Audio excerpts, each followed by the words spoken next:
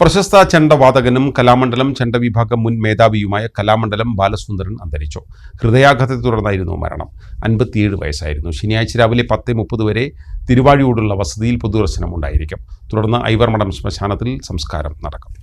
വെള്ളിയാഴ്ച രാവിലെ 9 മണിയോടെ തിരുവാഴിയോട്ടെ വീട്ടിൽ കുഴഞ്ഞു വീണ ബാലസുന്ദരനെ ഉടൻ ആശുപത്രിയിൽ എത്തിച്ചെങ്കിലും മരണം സംഭവിച്ചിരുന്നു. 2004 ബാലസുന്ദരൻ കേരള കലാമണ്ഡലത്തിൽ കഥകളി ചെണ്ട അധ്യാപകനായി ജോലിയിൽ പ്രവേശിച്ചത്. ചെണ്ട പഠനകാലത്ത് തന്നെ പ്രമുഖരായ കലാകാരന്മാരുടെ വേഷത്തിന് ചെണ്ട കൊട്ടിയിട്ടുണ്ട്. കലാമണ്ഡലത്തിൽ അസിസ്റ്റന്റ് പ്രൊഫസറായും ചെണ്ട വിഭാഗം വകുപ്പ് അധ്യക്ഷനായും സേവനമനുഷ്ഠിച്ചു. 2023 മാർച്ചിൽ സർവീസിൽ നിന്ന് വിരമിച്ചു. ഈ കാലയളവിൽ പ്രശസ്തരായ നിരവധി ചെണ്ട കലാകാരന്മാരെ വാർത്തെടുത്ത് കലാലോകത്തിന് സമ്മാനിച്ചു.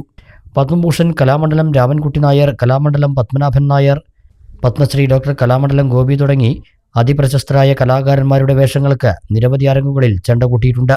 കേരള കലാമണ്ഡലം അവാർഡ്, രാജസം പുരസ്കാരം, രമണീയം പുരസ്കാരം, ശ്രീചക്രം ഗൗരീശം പുരസ്കാരം, എറണാകുളം കഥകളി പുരസ്കാരം തുടങ്ങി നിരവധി പുരസ്കാരങ്ങളും ലഭിച്ചിട്ടുണ്ട്.